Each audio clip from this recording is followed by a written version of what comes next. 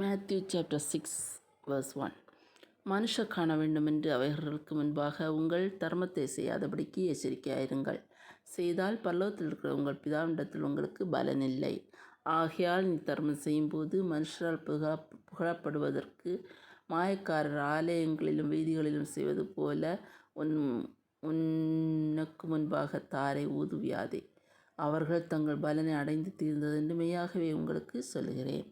நீயோ தர்மம் செய்யும்போது உன் தர்மம் அந்தரங்கமாக இருப்பதற்கு உன் வலதுகை செய்கிறதை உன் இடதுகை அறியாதிருக்க கடவது. அப்பொழுது அந்தரங்கத்தில் பார்க்கிற உன் பிதா தாமே உனக்கு வெளியரங்கமாய் பலனளிப்பார். அன்றியும் நீ ஜெபம் பண்ணும்போது மாயக்காரரைப் போல் இருக்க வேண்டாம். மனுஷர் காணும்படியாக அவர்கள் ஜெப ஆலயங்களிலும் வீதிகளின் சந்திகளிலும் நின்று ஜெபம் பண்ண விரும்புகிறார்கள். அவர்கள் தங்கள் பலனை அடைந்து தீர்ந்ததென்று மெய்யாகவே உங்களுக்கு சொல்லுகிறேன். நீயோ ஜெபம் பண்ணும்போது உன் அறை வீட்டுக்குள் பிரவேசித்து உன் கதவை பூட்டி அந்தரங்கத்தில் இருக்கிற உன் பிதாவை நோக்கி ஜெபம் பண்ணு. அப்பொழுது அந்தரங்கத்தில் பார்க்கிற உன் பிதா வெளியரங்கமாய் உனக்கு பலனளிப்பார்.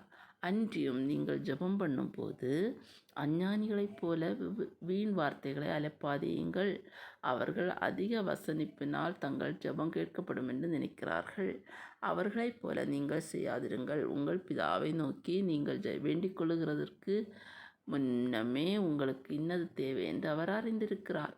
நீங்கள் ஜெபம் பண்ண வேண்டிய விதமாவது, பரமண்டலங்களில் இருக்கிற எங்கள் பிதாவே, உம்முடைய நாமம் பரிசுத்தப்படுவதாக, உம்முடைய ராஜ்யம் வருவதாக, உம்முடைய சித்தம் பரமண்டலத்திலே செய்யப்படுகிறது போல பூமியிலேயும் செய்யப்படுவதாக.